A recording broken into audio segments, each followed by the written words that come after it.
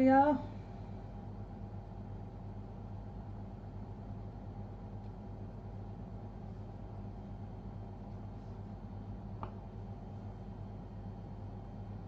चलो हिंदू लॉ से शुरू करते हैं। फैमिली लॉ पढ़ना है हमें, हिंदू लॉ और मुस्लिम लॉ को पढ़ना है, थोड़ा सा बेसिक, बहुत बेसिक पढ़ना है। आवाज आ रही है सबको?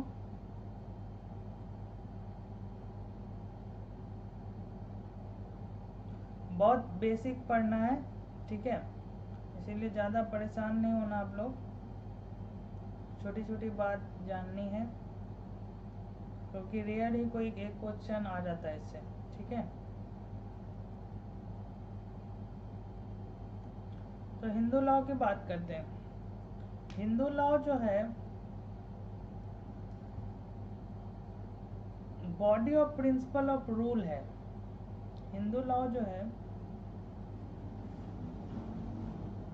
आवाज कम है क्या?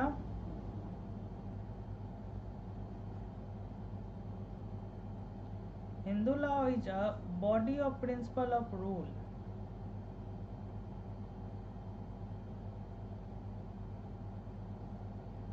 साउंड नहीं आ रहा?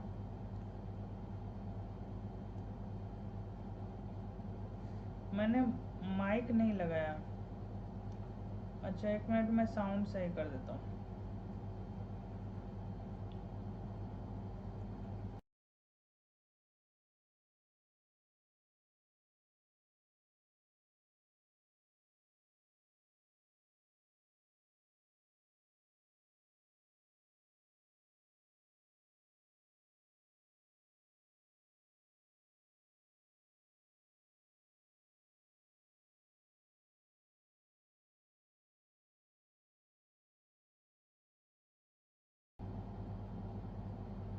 Is it okay now? क्या आप साउंड सही है?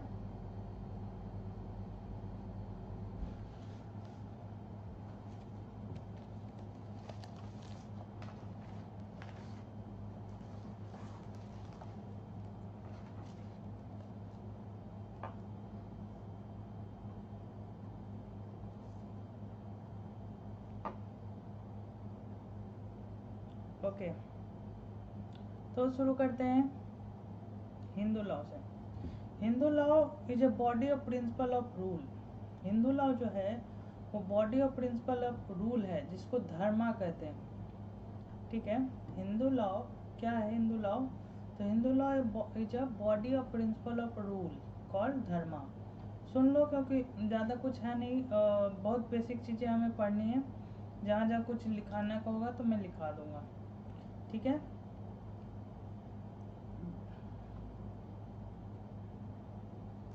ठीक है, तो हाँ, dharma, Hindu law is a body of principle of rule called dharma. धर्मा का मतलब क्या होता है? धर्मा का मतलब होता है जस्टिस से, जो कि गिवन सरकमस्टांसेज में हो। मतलब गिवन सरकमस्टांसेज में क्या राइट है, क्या सही है, वही धर्म है। चाहे वो मोरल हो, चाहे वो रिलीजियस हो, चाहे वो किसी भी कंडक्ट से हो, चाहे किसी भी लिविंग बीइंग के साथ हो, या उसकी ड्यूटी हो, लॉ हो, कस्टम्स हो, रीति रिवाज हो, ठीक है। तो किसी भी तरह से क्या है कि ये एक जस्टिस को शो करता है कि गिवन सरकमस्टांसेस में क्या सही है, ठीक है। अब आता है कि हिंदू लॉ का ओरिजिन कहाँ से हुआ। तो हिंदू लॉ का ओरिजिन कहते हैं कि अबाउट 5000 ईयर्स से है, चल रहा है, वेदांत के आसपास से चल रहा है। तो अभी इसके कोई प्रैक्टिकल नहीं है वो सोर्स पता, ठीक है ना। 5000 ईस्वी पता करते हैं, सब कहते हैं। अब कहते हैं कि हु आर हिंदूज, हिंदूज कौन होता है, हिंदू कौन है, ठीक है। तो हु आर हिंदूज का आपका जो डेफिनेशन है वो हिंदू लॉ देता है, जो हिंदू लॉ की बैरक्ट है, ठीक है।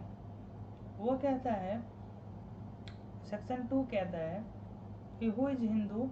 वो कहता है कि Hindu is a person who are not Muslim, Christian, Parsis और जूइस। कहता है हिंदू वो हैं जो मुस्लिम, क्रिश्चियन, पारसीज और जूइश नहीं हैं। ठीक है, क्या कहता है कि हिंदू वो हैं जो मुस्लिम, क्रिश्चियन, पारसीज और जूइश नहीं हैं। तो कौन है हिंदू? तो कहते हैं कि दो तरीके के हिंदू होते हैं। क्या? कि एक जो हिंदू रिलीजन को अपनाते हैं, दूसरा जिनके पेरेंट हिंदू हो।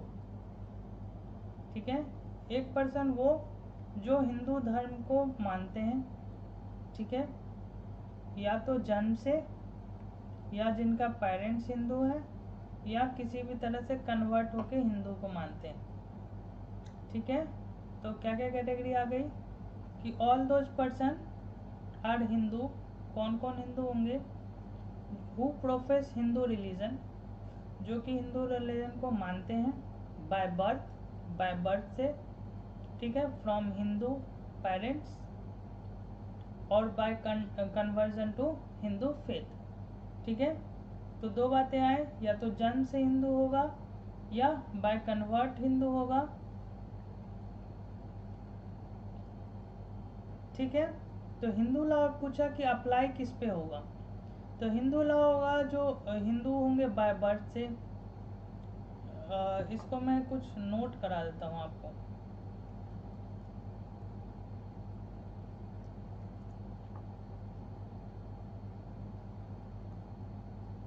कुछ मैं आपको नोट करा देता हूँ।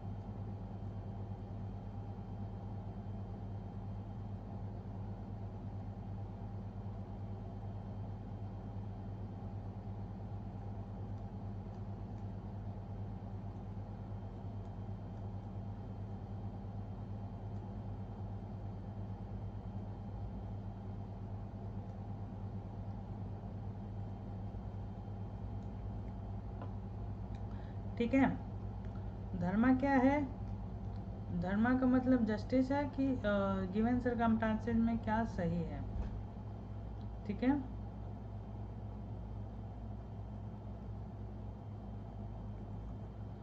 अब क्वेश्चन आता है to whom Hindu law apply.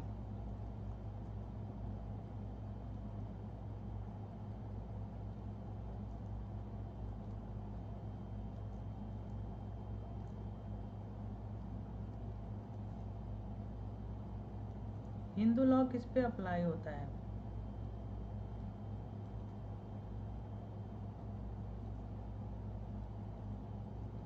Hindus by birth,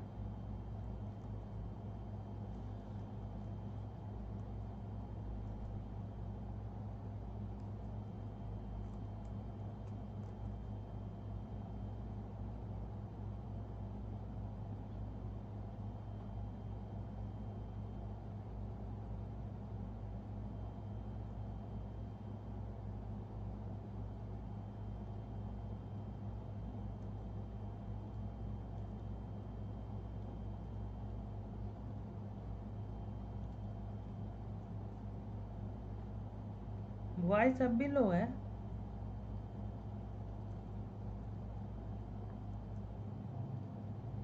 portion,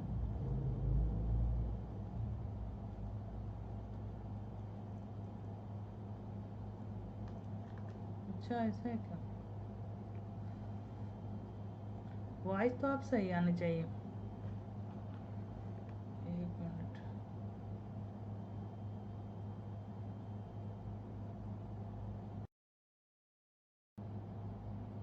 अच्छा कम है वॉइस।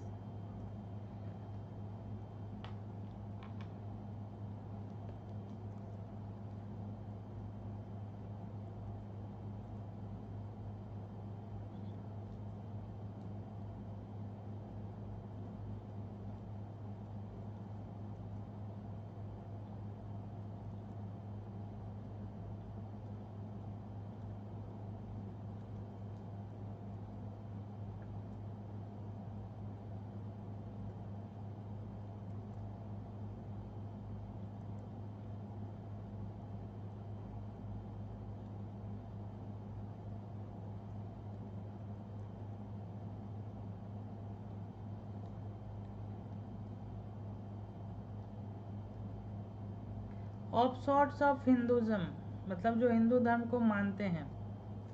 तीसरा, person who are not Muslim, Christian, Parsis और ज्यूज।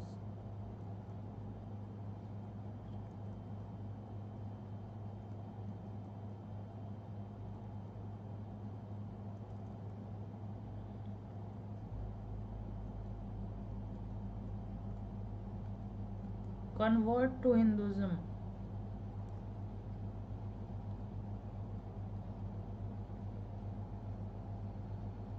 Reconvert to Hinduism. अभी लिख लो, मैं सारे पॉइंट्स को बताता हूँ।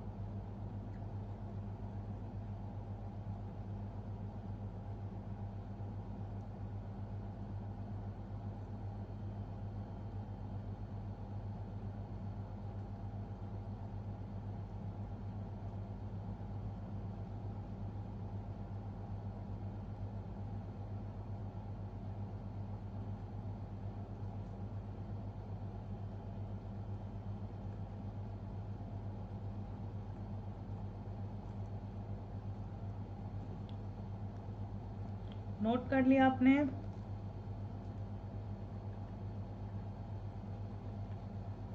रूल्स के बाद धर्म के पहले कॉल्ड लिखा है। A body of principle of और rule called Dharma.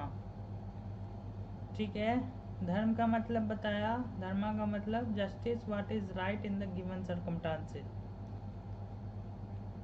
To whom Hindu law apply, Hindu by birth, जो जन्म से हिंदू हैं। ऑफसोर्ट्स ऑफ हिंदुज्म, जो हिंदू धर्म को मानते हैं। Person who are not Muslim, Christian, Parsis और ज्यूज, वैसे पर्सन जो मुस्लिम, क्रिश्चियन, पारसी और ज्यूज नहीं है। कन्वर्ट टू हिंदुज्म, जो हिंदू धर्म में कन्वर्ट हुए। रिकन्वर्ट टू हिंदुज्म, रिकन्वर्ट का मतलब क्या हुआ? जैसे हिंदू में, हिंदू से कोई और धर्म, क्रिश्चियन अपना लिया, क्रिश्चियनिटी, क्रिश्चियन से फिर बाद में हिंदू बन गए, तो उस पर भी अप्लाई होगा। सिक्स, हरिजन। हरिजन का मतलब होता है जो हरि को मानते हैं, मतलब ईश्वर को मानते हैं, जो ट्राइब्स, मतलब एक तरह का कह सकते हैं। हरिजन क्या मतलब? जो भगवान को मानते हैं, ईश्वर में आस्था रखते हैं। सातवां, aboriginal tribes. Aboriginal tribe, ABORIGINAL tribes, जो मूल निवासी हैं। ठीक है ना, जो मूल निवासी हैं उस पर भी हिंदू धर्म अप्लाई होता है। क्लियर है? यहाँ तक क्लियर है आपको?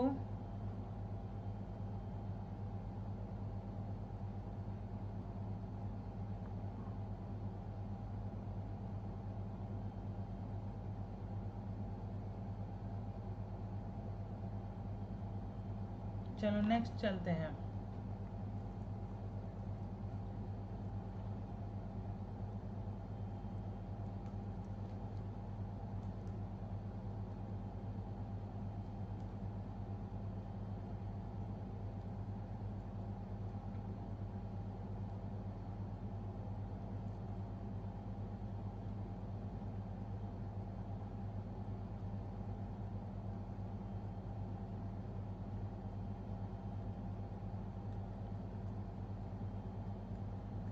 किन पे अप्लाई नहीं होगा?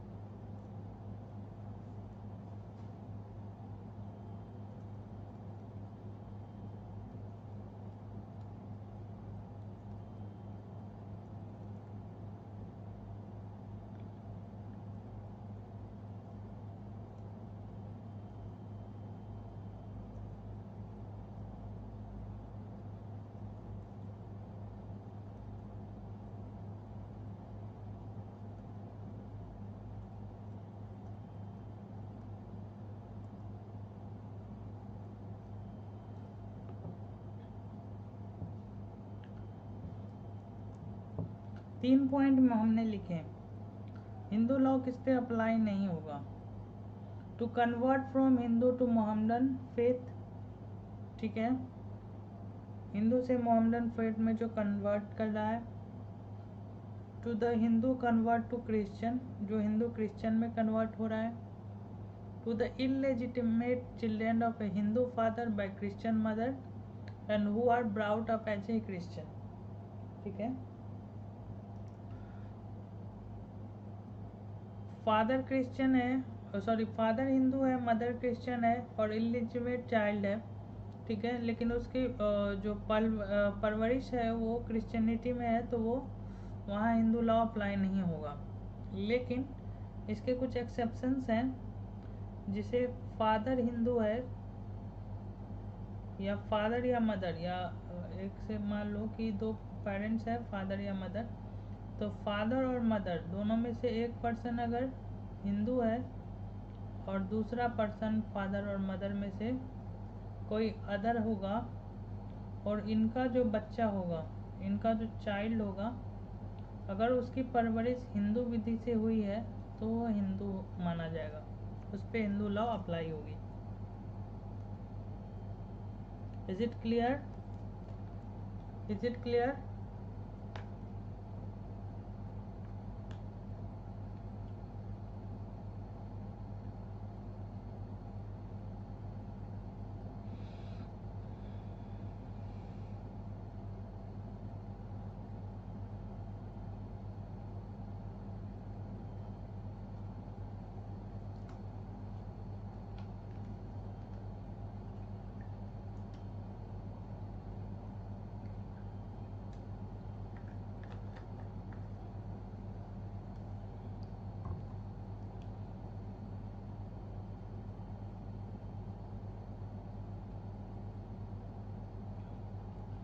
इलेजिटिमेट मतलब होता है नाजायज।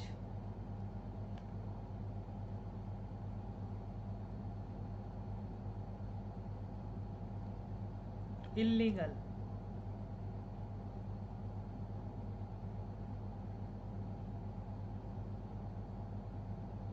ठीक है, क्लियर है यहाँ तक?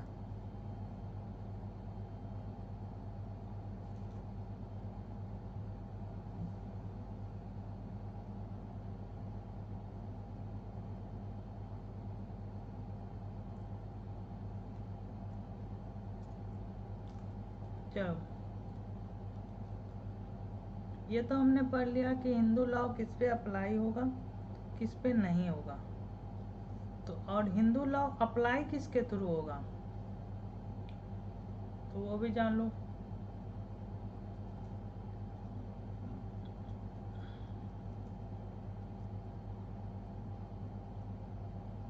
किसके थ्रू अप्लाई होगा वो भी।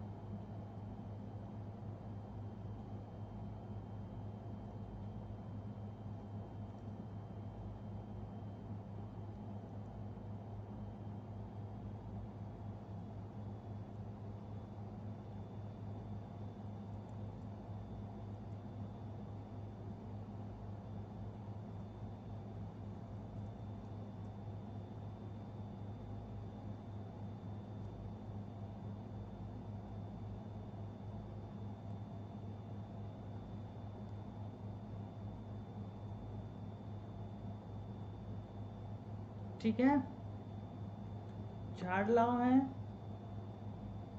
जिसके थ्रू हिंदू लॉ अप्लाई होता है। कौन कौन? तो Hindu marriage act 1955, Hindu succession act 1956, Hindu minority and guardianship act 1956, Hindu adoption and maintenance act 1956। Clear?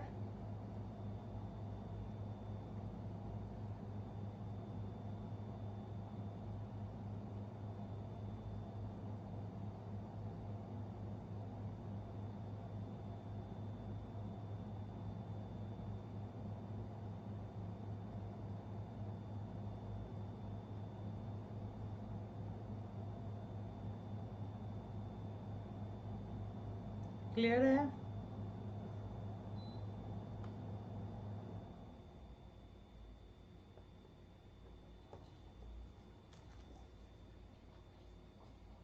Is it clear?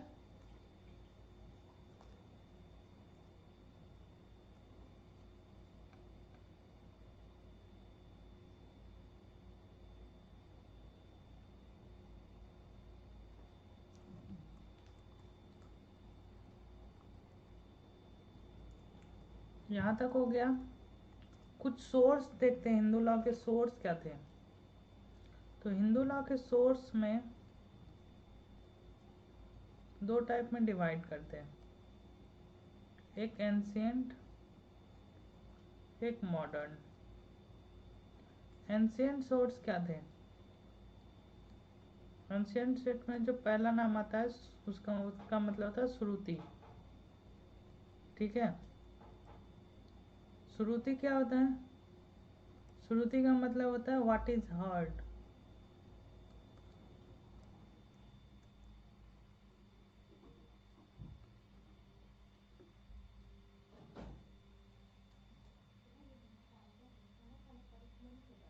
श्रुति का मतलब होता है व्हाट इज हर्ड, ठीक है, मतलब जो सुना गया, ठीक है। श्रुति का मतलब होता है व्हाट इज हर्ड, ठीक है, क्या सुना गया। तो श्रुति बेसिकली वेद को कहते हैं, वेदास को, ठीक है। 4 वेद हैं, कौन कौन, तो ऋग, यजुर, सामवेद और अथर्ववेद, है ना। 4 वेद हैं, कौन कौन, ऋग, यजुर, साम एंड अथर्ववेद, साम और अथर्ववेद,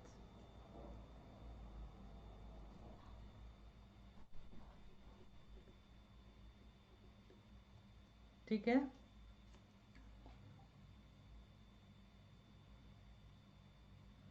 तो देखो प्राचीन काल में ऐसा माना गया, हाँ, ऐसा माना गया कि जो सब चीज़ें बोली गई ना, जो सब चीज़ बोली गई उनके आश्रम में या कहीं भी, तो वो सब चीज़ जो सुना गया वो श्रुति बन गया, ठीक है ना।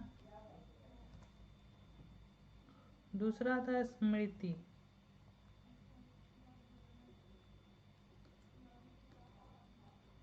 स्मृतिज, स्मृति मतलब होता है व्हाट इज रिमेम्बर्ड,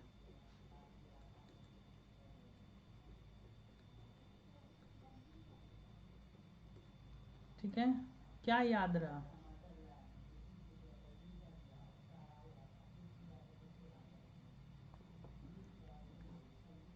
जैसे वेदास को अगर सिस्टमेटिक ढंग से पढ़ना शुरू किया ना, और उसको पढ़ाना शुरू किया, तो उसमें से क्या याद रहा, तो वो आ गया स्मृति के अंदर।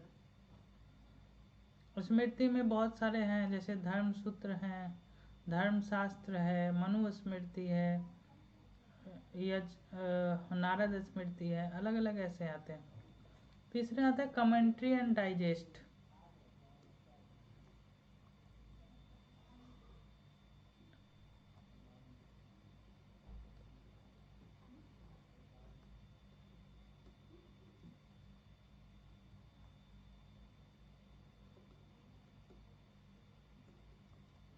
कमेंट्री एंड डाइजेस्ट, जैसे मोस्ट ऑफ द वर्क है वो स्मृतिज के बेस पे है, ठीक है ना। तो स्मृतिज के बेस पे है, और उस पर क्या क्या कमेंट्रीज हुई आफ्टर एडी या बिफोर एडी, ठीक है ना। तो वो सारी चीज़ों जो जहाँ रिटर्न है, जैसे कमेंट्रीज में, जैसे आपको कहते हैं मिताक्षरा हो गया, मनुतिका हो गया, मनुभाष्य हो गया, ये सब कुछ कमेंट्रीज थे, तो कमेंट्रीज को भी ऐड किया। मिताक्षरा का मतलब होता है न्यू वर्ड, ठीक है, जिसको परमानेंट सोर्स भी कहते हैं।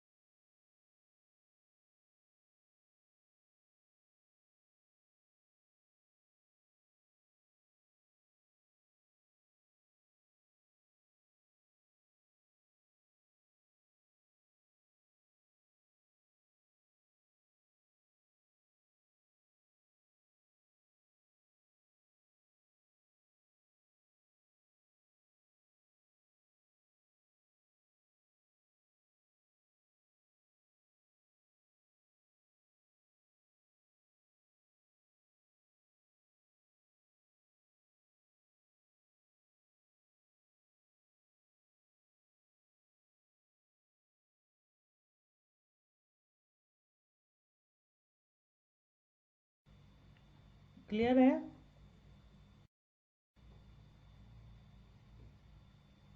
वॉइस लो है क्या।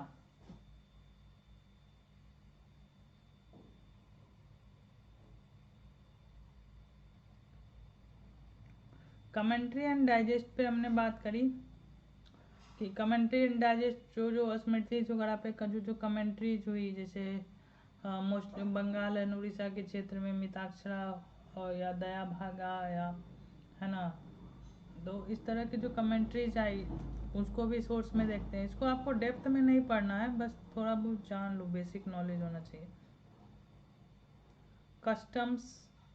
कस्टम्स क्या होती है? जो रीति रिवाज चलते आ गई है ना।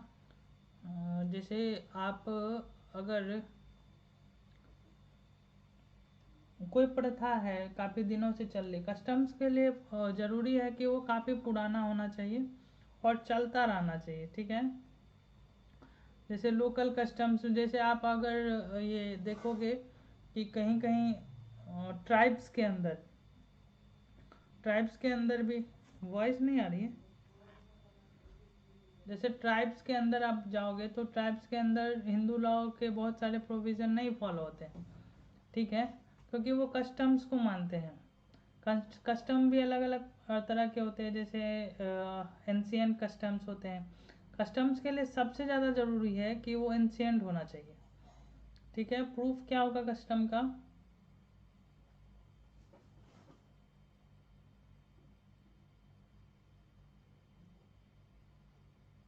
कस्टम का प्रूफ यही होगा कि उस एरिया में या जिस कम्युनिटी से वो बिलोंग कर रहे हैं उसमें ऐसा चीज़ काफ़ी दिन से चला आना होना चाहिए, ठीक है।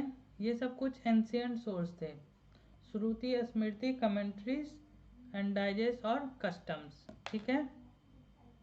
यहाँ तक क्लियर है?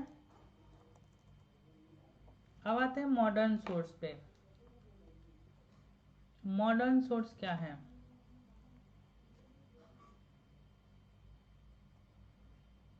मॉडर्न सोर्स पहला जुडिशियल डिसीजन,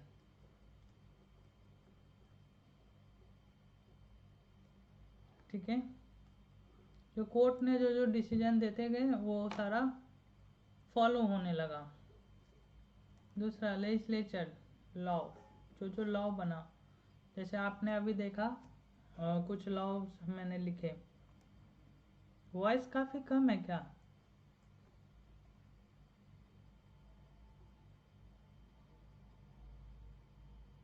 वॉइस तो सही आ रही है मेरे को।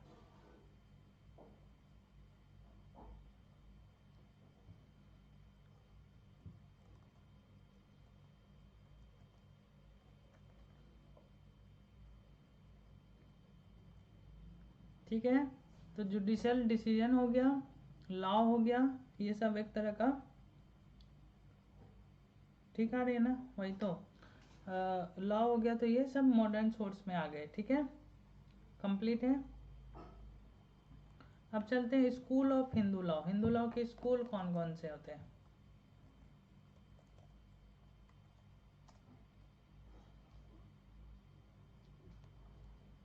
ठीक,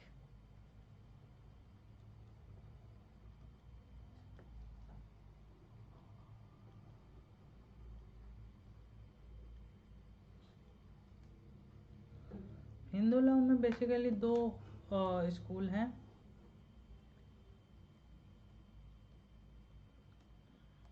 मिताक्षरा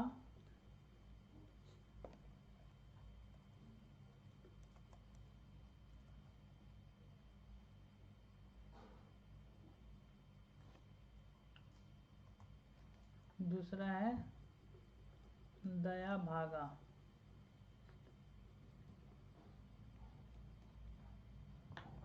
ठीक है। मिताक्षरा और दया भागा। दया भागा जो है वो सिर्फ बंगाल और असम में फॉलो होता है और कंप्लीट इंडिया में मिताक्षरा फॉलो होती है,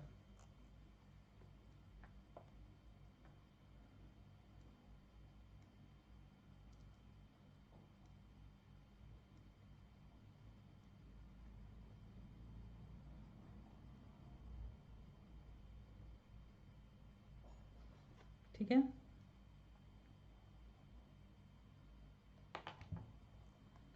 अब आती है मैरिज।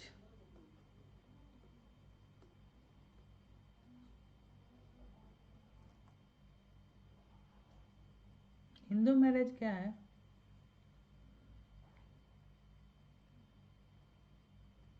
हिंदू मैरिज एक तरह का, जो हिंदू लॉ के अंदर है, हिंदू मैरिज संस्कार है, ठीक है।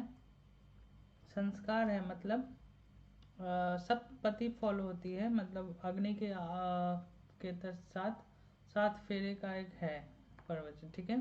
तो इसको सप्तपदी कहते हैं। यहाँ मैट्रिमोनियल राइट और ऑब्लिगेशन आती है, ड्यूटीज है हस्बैंड की, ड्यूटीज है वाइफ की, ठीक है। राइट्स क्या है वाइफ की। जो मैरिज है वो अलग अलग फॉर्म के मैरिज है, 4 तरह के फॉर्म अडॉप्ट हुए हैं, ब्रह्मा, देवा, अर्षा और प्रजापति, ठीक है। ब्रह्मा में होता है to a man learn in Vedas, जो वेद को जानते हो, ठीक है। देवा जो to a priest, Arsha father taking girl from groom, Prajapati similar to Brahma, ठीक है। और 4 अनअप्रूव फॉर्म है, असुर, गंधर्व, राक्षस, पिशाच, ये सब अनअप्रूव फॉर्म है,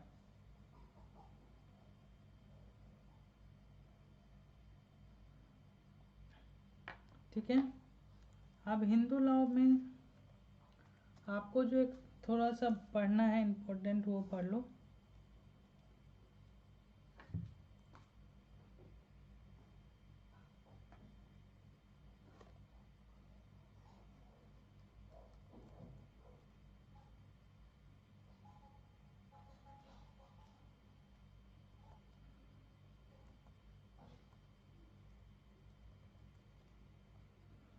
सपिंडा रिलेशनशिप,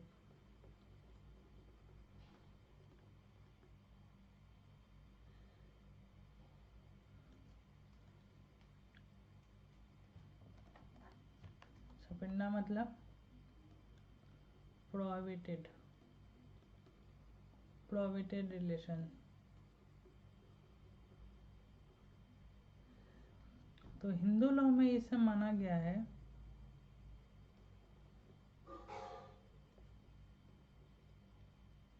कि फादर की 5th जनरेशन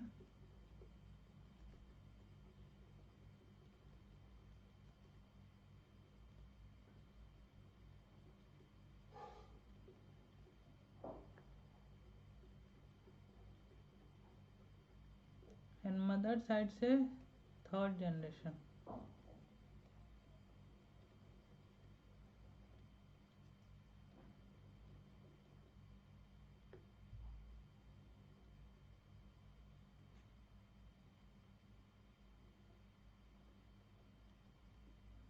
ठीक है। मदर साइड से 3rd generation and father side से 5th जनरेशन के बीच में शादी नहीं होती। सपिंडा लिखा SAPINDA, डी छूट गया ना,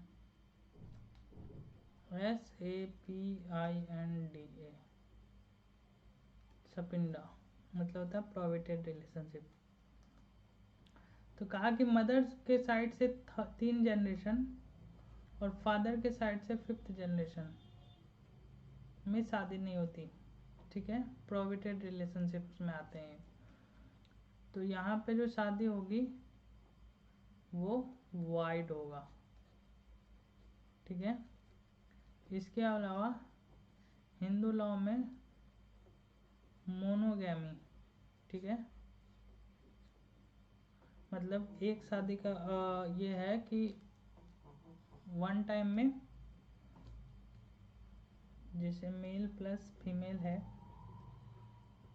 तो मेल या फीमेल का कोई भी जिंदा रहते हुए दूसरा शादी नहीं कर सकता, या आफ्टर मैरिज कर सकते हैं, ठीक है। लेकिन ये सपिंडा रिलेशनशिप का कुछ एक्सेप्शंस हैं, जैसे कस्टम्स इसके एक्सेप्शंस है कि कस्टम ये कहता है कि अगर ये प्रथा काफ़ी दिनों से चली आ रही है तो वो वैलिड होगा। आप अगर साउथ की मूवीज़ देखते होंगे तो वहाँ देखते होंगे कि ये फॉलो नहीं होता, सपिंडा रिलेशनशिप फॉलो नहीं होता, ठीक है। एक फैमिली में शादी हो जाती है। Is it clear?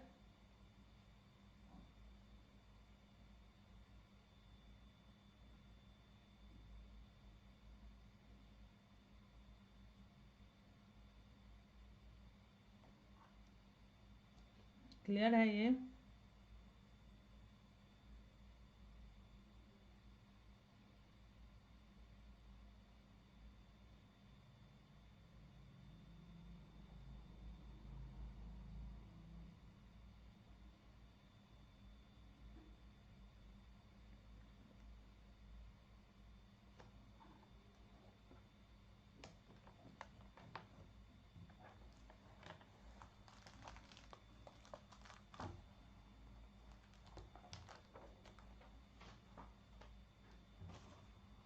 कुछ और चीज़ों को जान लेते हैं, बहुत थोड़ा सा है।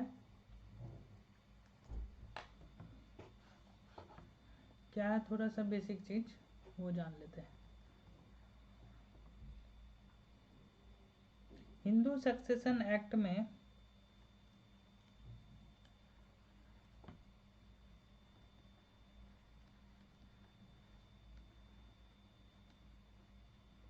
इसमें एक 2005 में अमेंडमेंट हुआ, ठीक है। इसके सेक्शन 6 और सेक्शन 8 में अमेंडमेंट हुआ। अमेंडमेंट क्या हुआ वो देख लो। पहले जो हिंदू मेल होता था ना, मेल, वो कर्ता होता था। अगर आप लोग शादी विवाह या किसी में देखते होंगे तो वहाँ पे जो पंडित होते हैं वो कर्ता कर्ता बोलते हैं। वो कर्ता क्या होता है वो देखो। कर्ता पहले एक मेल होता था जो फैमिली का सबसे ओल्डेस्ट पर्सन होता है, ठीक है, जो परिवार चलाता है एक तरह से, ठीक है। लेकिन 2005 में अमेंडमेंट आया। अमेंडमेंट में क्या आया कि फीमेल कैन बी अ कर्ता also, female can be a कर्ता ऑल्सो, मतलब फीमेल भी कर्ता हो सकती है। जैसे अब एक फादर है, तो फादर मान लो सबसे ओल्डेस्ट है, तो फादर फैमिली में कर्ता हो गए। मान लो फादर की डेथ हो जाती है, फादर है, मदर है, और इसका सन 1 है, सन 2 है, और डॉटर 1 है, ऐसा कुछ है, ठीक है। तो फादर की मान लो डेथ हो जाती है, तो 2005 से पहले क्या था कि मदर कर्ता नहीं बन सकती थी। ये सन 1 और सन 2 में दो जो बड़ा होगा वो कर्ता बन जाता था। लेकिन अब ऐसा है कि मदर ही कर्ता बन जाएगी, ठीक है। कर्ता का रोल क्या है कि कर्ता फैमिली के लिए कुछ भी करेगा, उसके प्रॉपर्टीज़ को सेल वगैरह कर सकता है, प्रॉपर्टीज़ को उनके लिए उनकी जिम्मेदारी होती है, ठीक है ना, कि सबको इक्वल बांट देगा। जब मतलब हेड ऑफ द फैमिली हो गया एक तरह से, ठीक है। और मान लो अगर मदर की भी डेथ हो जाती है तो इन तीनों में से जो ओल्डेस्ट होगा, इवन डॉटर जैसे ओल्डेस्ट है, तो ये भी कर्ता बन सकती है। ये 2005 के बाद आया, ये सेक्शन 6 से आया। सेक्शन 8 में जो अमेंडमेंट आया वो आया क्या, फीमेल जो है, फीमेल का भी प्रॉपर्टी में हिस्सा होगा। पहले फीमेल का प्रॉपर्टी में हिस्सा नहीं होता था, कहते हैं स्त्रियां पराई धन होती है, नहीं, तो इसी चक्कर में उनको प्रॉपर्टी नहीं देते। लेकिन 2005 से अमेंडमेंट आया तो उसमें है कि प्रॉपर्टी उसको भी बराबर मिलेगी। अब देखो क्या है, एक फैमिली है, जैसे एक फैमिली है, ठीक है, समझना थोड़ा अच्छे से। फैमिली में एक मेल होगा और एक फीमेल होगा।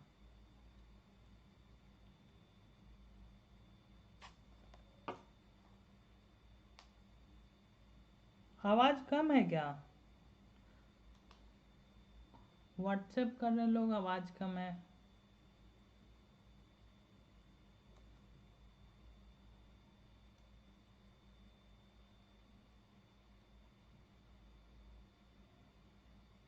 आप लोग सही से बताओ, आवाज़ कम आ रही है क्या?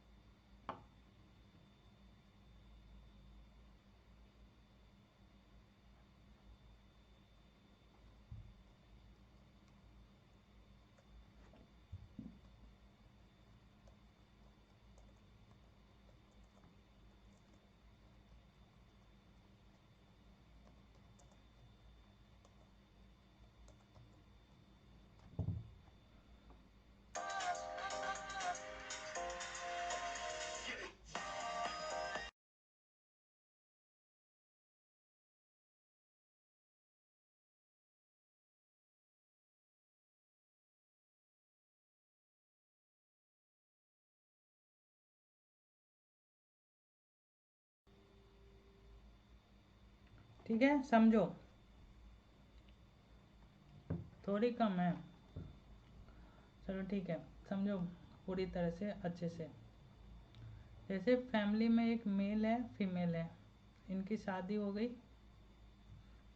इनके बच्चे हो गए, डॉटर 1, डॉटर 2, सन 1, सन 2।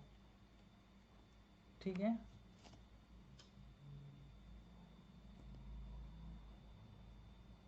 इस तरह से हो गए। मान लो यहाँ पे एक दादाजी भी थे। अब दादाजी ने ना कुछ प्रॉपर्टी बनाई खरीद के। पहले इनके पास कुछ नहीं था, अब ये प्रॉपर्टी बना लिए। ठीक है, इन्होंने मेहनत करके प्रॉपर्टी बनाई। ठीक है, अब क्या होगा कि अगर दादाजी की ये सेल्फ अर्नड प्रॉपर्टी हो गई, सेल्फ अर्न प्रॉपर्टी हो गई दादाजी की। ठीक है, अब इस प्रॉपर्टी को दादाजी अगर चाहे तो अपने लाइफ टाइम में सेल कर सकते हैं या किसी को गिफ्ट कर सकते हैं। मतलब इस लाइफ टाइम में इनकी जो सेल्फ अर्नड प्रॉपर्टी है उसमें ये जो चाहे वो कर सकते हैं, इनको कोई रोक टोक नहीं है।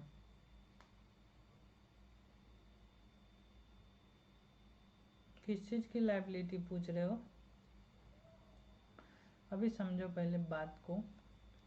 सेल्फ अर्नड प्रॉपर्टी में वो चाहे सेल करे, किसी को दे दे या कुछ भी करे, आप उनको मना नहीं कर सकते।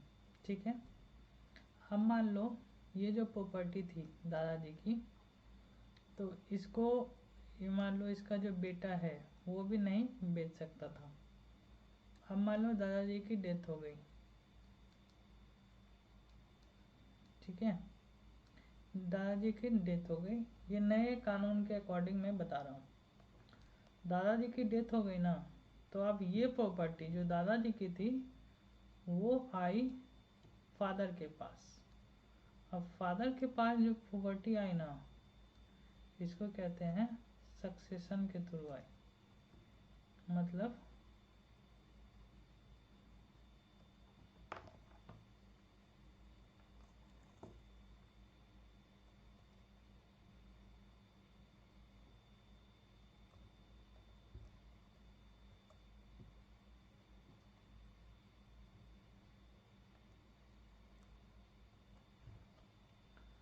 जो फादर है ना वो को पार्टनर कहलाएंगे।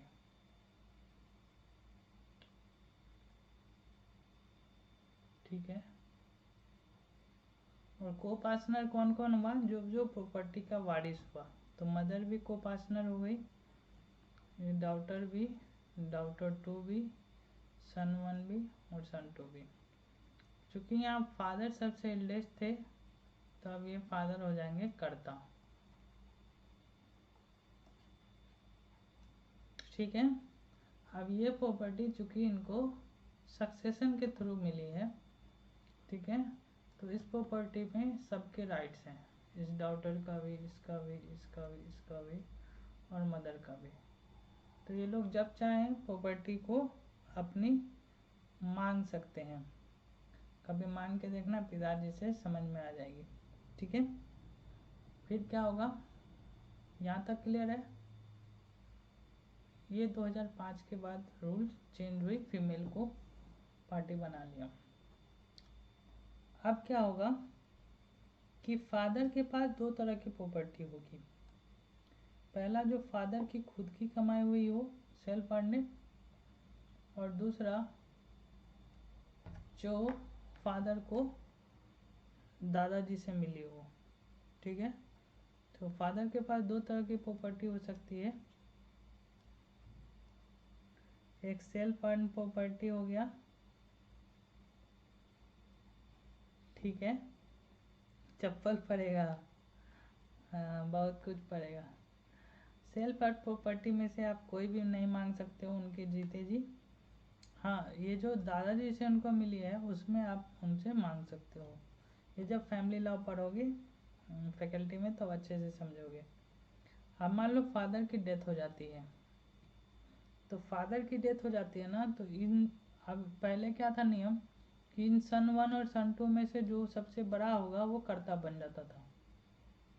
ठीक है, लेकिन 2005 के एक्ट के बाद मदर यहाँ पे कर्ता बन जाएगी। ठीक है, अब यहाँ पे ना ऐसा सिचुएशन है, अब देखो इसी को थोड़ा अलग से चलते हैं।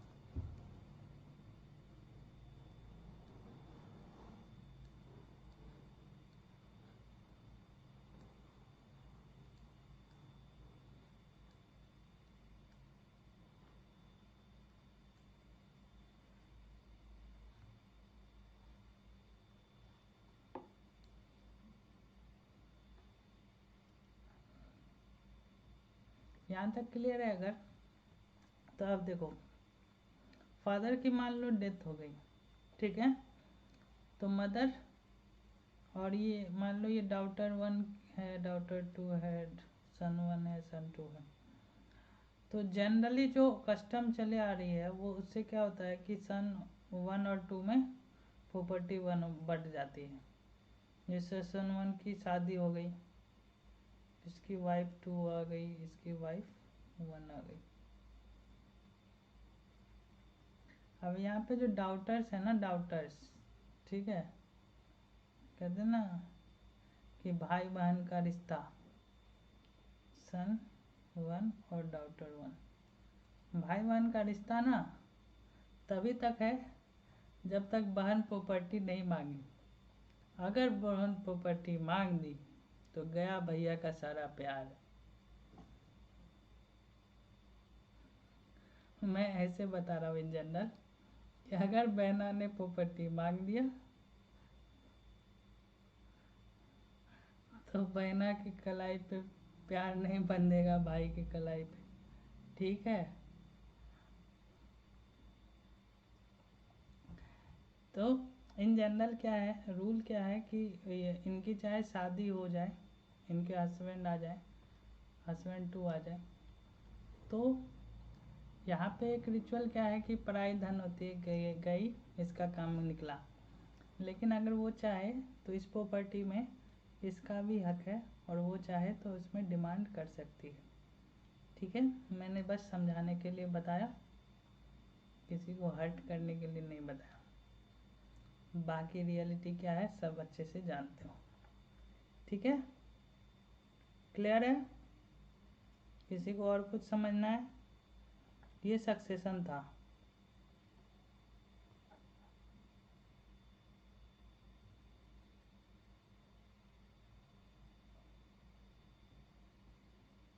हिंदू लॉ में जो जो आपको पढ़ना समझना था मैंने बता दिया।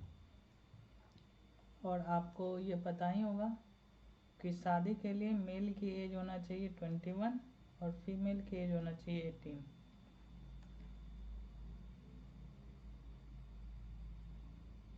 क्लियर है? अगर क्लियर है तो फिर मुस्लिम लॉ स्टार्ट करें।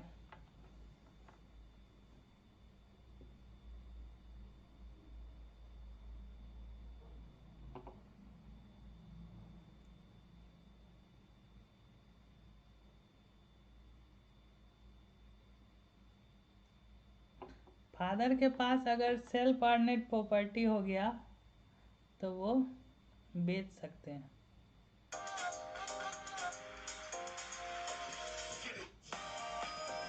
यार एक तो मेरा फोन, 1 मिनट।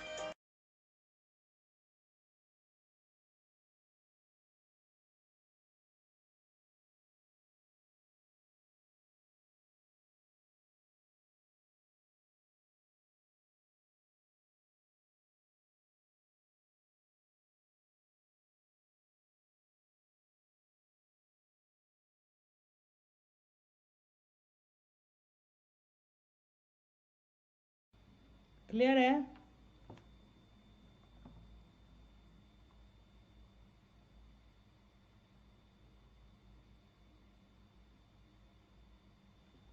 फादर पे लोन हुआ तो आप सिर्फ प्रॉपर्टी में हिस्सा लोगे, उनके कर्ज नहीं चुकाओगे। सबकी लायबिलिटी बनती है, कर्ता जो बनेगा उसकी लायबिलिटी पहले बनेगी।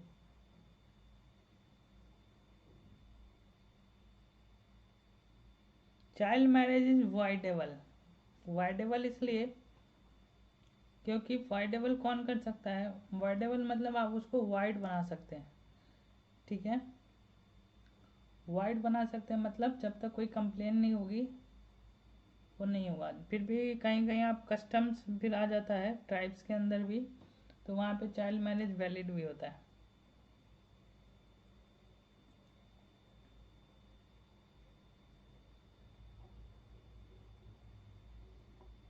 फैकल्टी में जाना ना तो सारा कानून अच्छे से सीखना, कोई दिक्कत होगी ना तो अच्छे से बता दूंगा।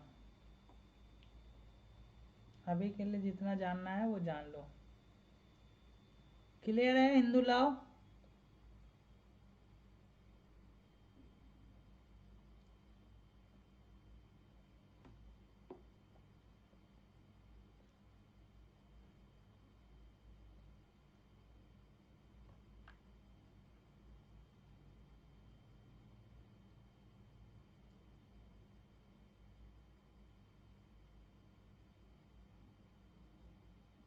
चलो अब चलते हैं मोहम्मडन लॉ पे।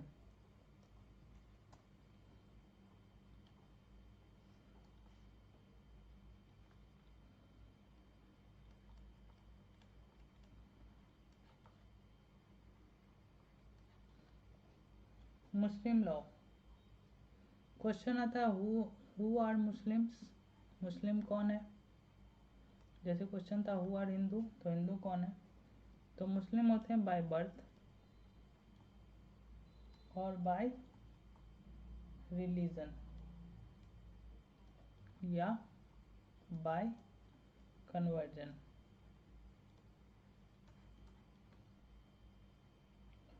क्या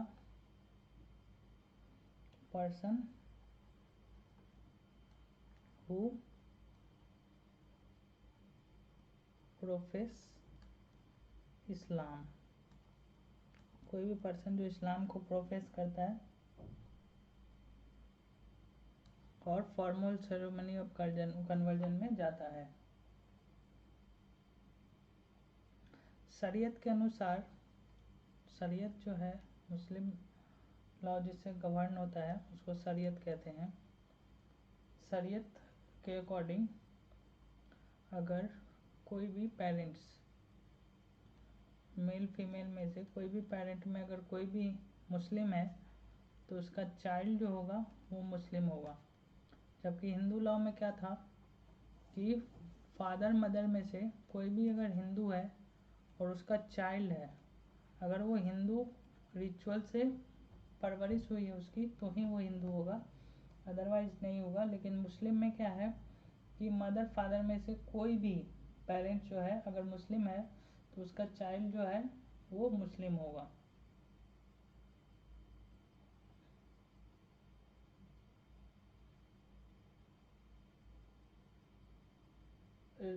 जो भी रिलीजन प्रोफेट मोहम्मद ने पढ़ाया वो इस्लाम है। इस्लाम क्या है? जैसे हिंदू लॉ में आपने पढ़ा कि हिंदू लॉ क्या है, ठीक है। तो आपने पढ़ा ना ए बॉडी ऑफ, जैसे धर्म का पढ़ा ए बॉडी ऑफ प्रिंसिपल्स, है ना। तो इस्लाम में क्या होता है, इस्लाम, व्हाट इज इस्लाम? तो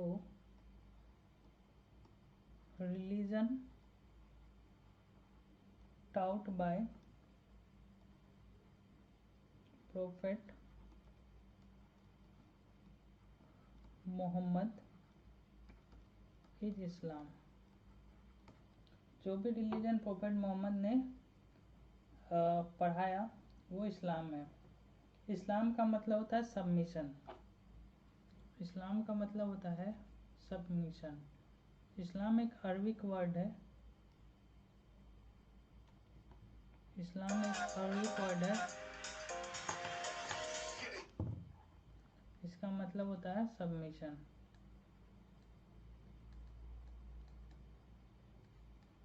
ठीक है।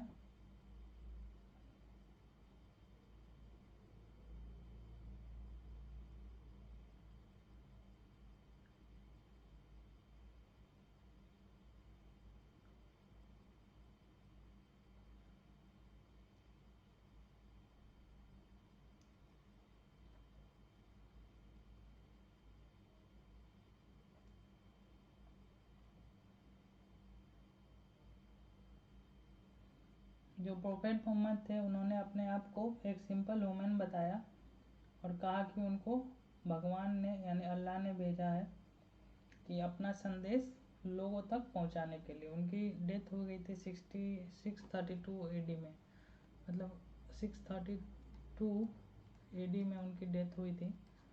ठीक है। प्रोफेस इस्लाम का क्या मतलब होता है? ये जो आपको मैंने बोला पर्सन हु प्रोफेस इस्लाम, इसका क्या मतलब होता है कि ये नेसेसरी नहीं है कि आप उसके रिचुअल्स में या सेरेमनी में जाएं। ठीक है।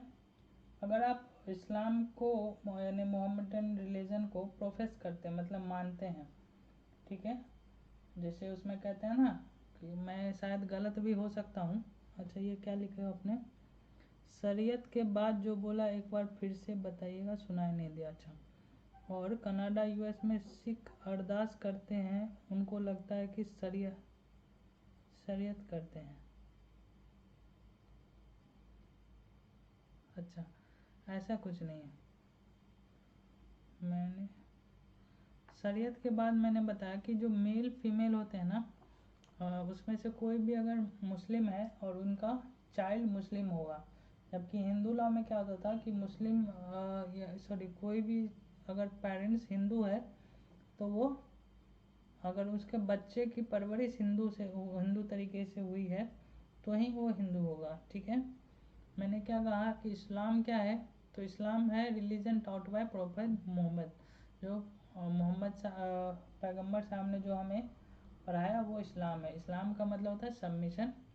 और प्रोफेस इस्लाम का क्या मतलब होता है? प्रोफेस इस्लाम का मतलब होता है एक्नॉलेज दैट, मतलब सब कुछ एक ही अल्लाह है, एक ही ईश्वर है। जिसमें उसमें कहते हैं ना, शायद मैं गलत भी हो सकता हूँ, मेरे को करेक्ट करना, जो लाइन है ला इल्ला लिल ला मोहम्मद उर रसूल अल्लाह, कुछ इसी तरह बोलते हैं।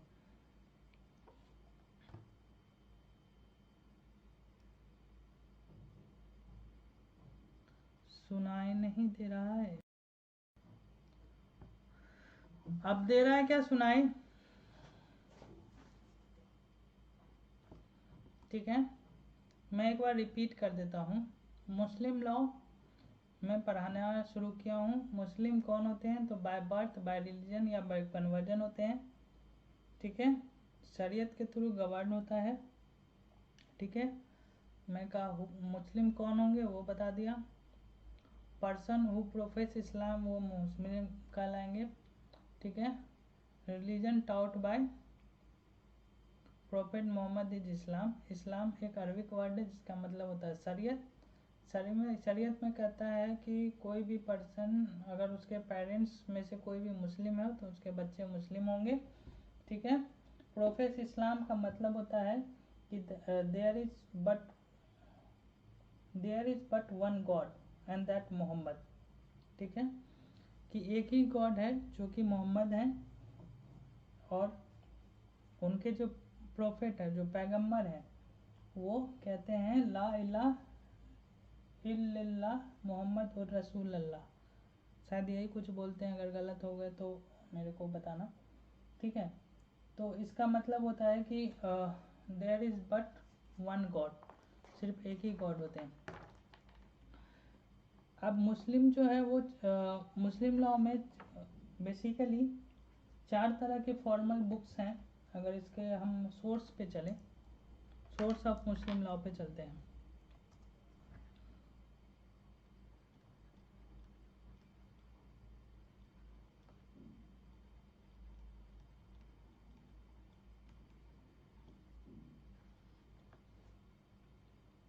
एट इम्पॉर्टेंट सोर्स है मुस्लिम लॉ के, ठीक है। 4 फॉर्मल सोर्स हैं। फॉर्मल सोर्स में आता है कुरान, हदीस, इजमा,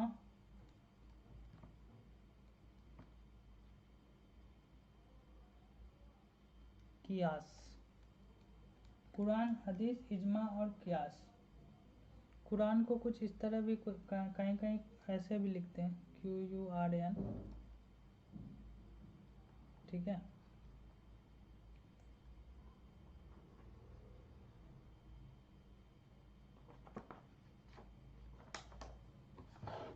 कुरान के अंदर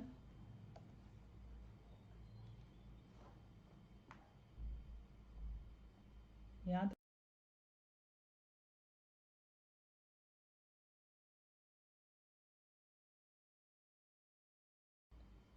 यस है।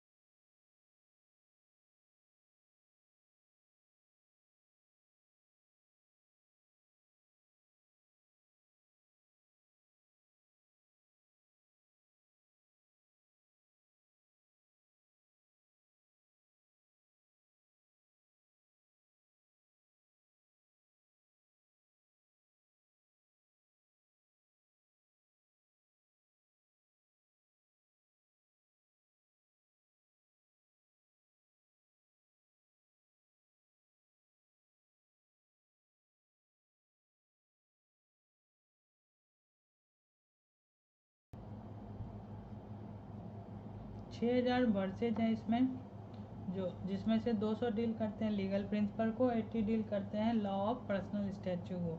पहला सोर्स है। दूसरा आता है आपका सुन्ना।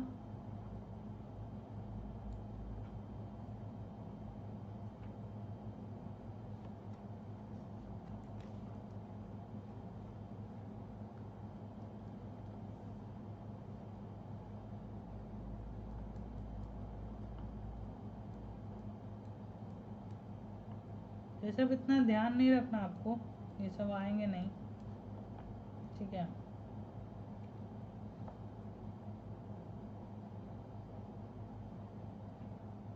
सुनना का मतलब होता है precept, precept of the profit, that means rule of law.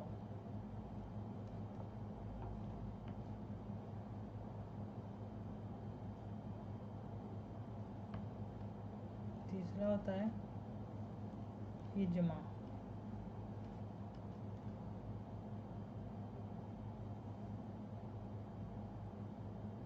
चौथा होता है कियास। फिर कस्टम्स आते हैं जिसमें कस्टम्स आते हैं। फिर जुडिशल डिसीजन आते हैं जिसको फतवा भी कहते हैं आप। लेजिस्लेचर है। शरीयत एक्ट जो है वो 1937 का है।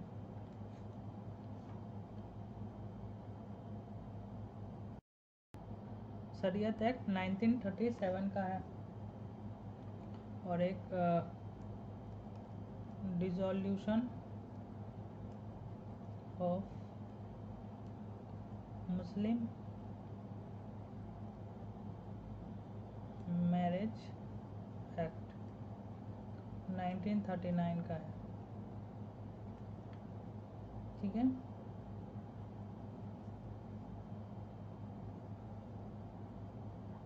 शरीयत एक्ट जो है वो पास हुआ था 7 अक्टूबर 1937 को।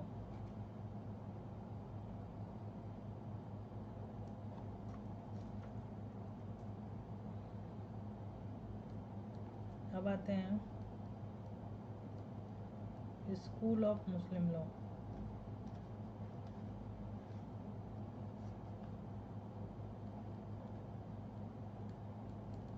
Ciaz Sunnis. सिया और सुन्नी दो स्कूल हैं इसमें। कहीं कहीं हनीफी स्कूल का भी जिक्र है। सुन्नीस के अंदर आता है वो। ठीक है।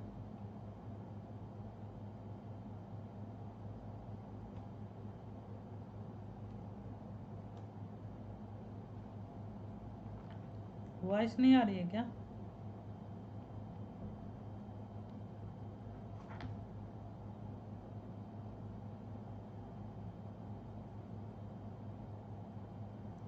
अब आ रही है वॉइस?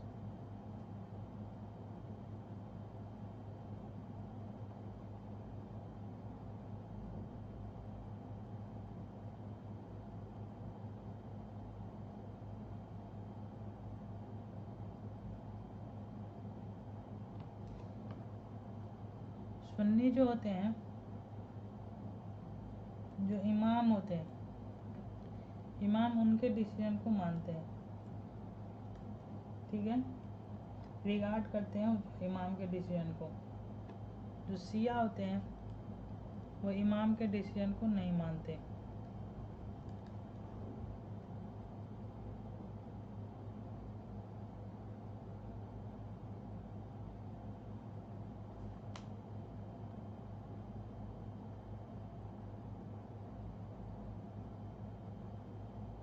क्लियर है?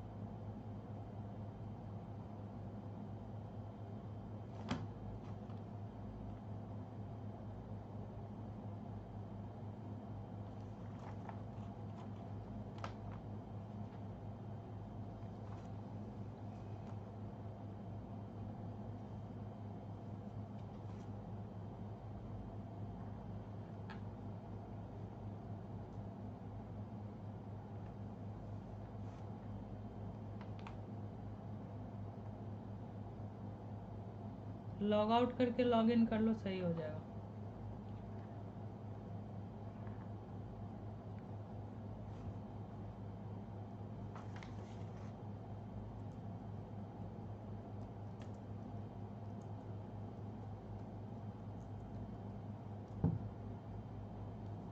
आवाज आ रही है ना?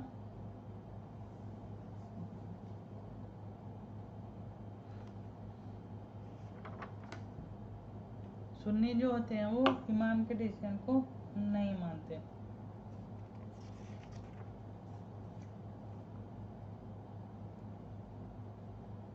ठीक है।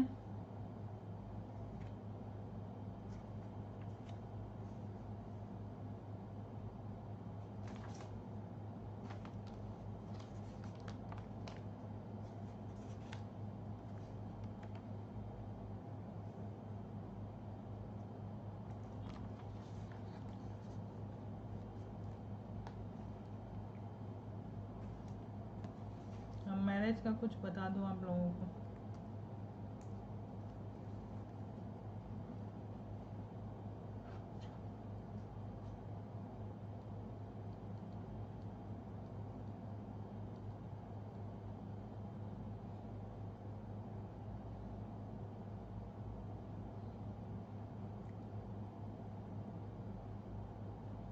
एक मुस्लिम मेल जो होता है वो शादी नहीं कर सकता। किससे नहीं कर सकता? तो देखो,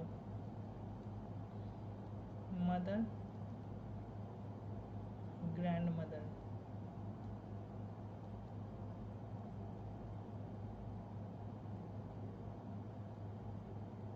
हाउ हाई सोएवर। दूसरा, daughter, grand daughter.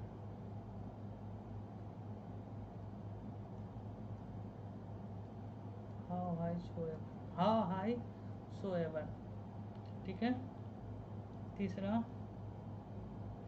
Sister, full, half और uterine blood. Half blood, full blood, uterine blood आप लोग जानते हो?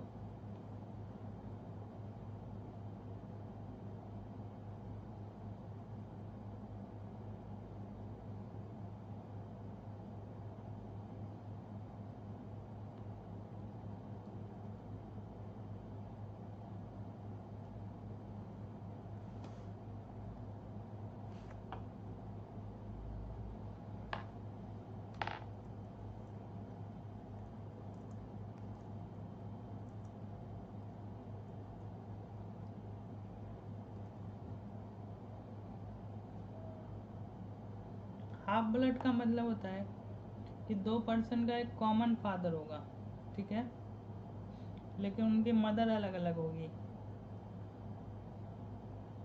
यूटेराइन ब्लड का मतलब होता है कि मदर कॉमन होगी, फादर अलग अलग होंगे। फुल ब्लड का मतलब होता है कि फादर और मदर दोनों एक ही होंगे, ठीक है।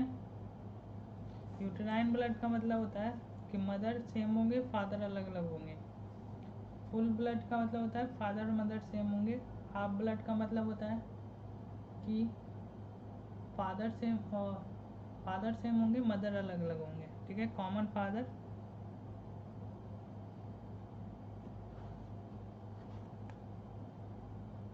चौथा मीस, ब्रदर्स और सिस्टर्स, डॉटर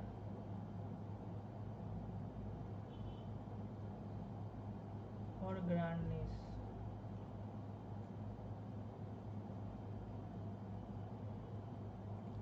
सब में हाउस होएवर है। हाउस होएवर मतलब कितने भी डिग्री नीचे जाओ। अंट और ग्रेट अंट, पैटर्नल और maternal, father sister, mother sister, HC.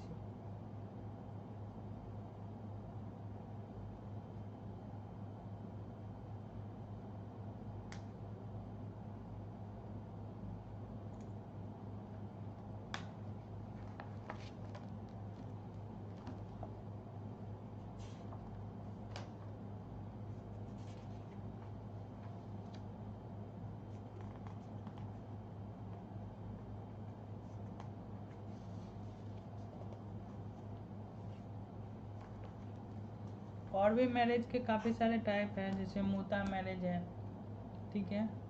तो उतना आप लोगों को नहीं पढ़ना, जितना पढ़ना है वो मैंने बता दिया।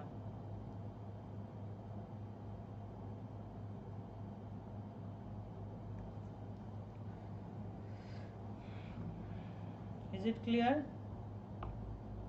क्लियर है सभी को?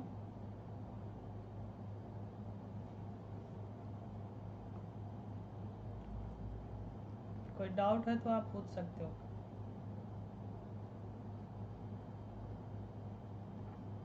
कोई डाउट है तो आप पूछ सकते हो। इतना ही पढ़ना है, ज़्यादा ज्ञान नहीं लेना है फैमिली लॉ में।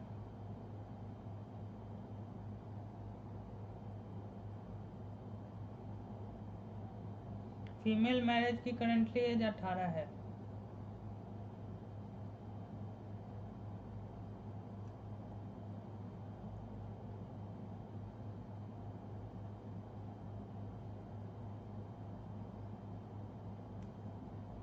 ठीक है, आज की क्लास यहीं तक रहने दें।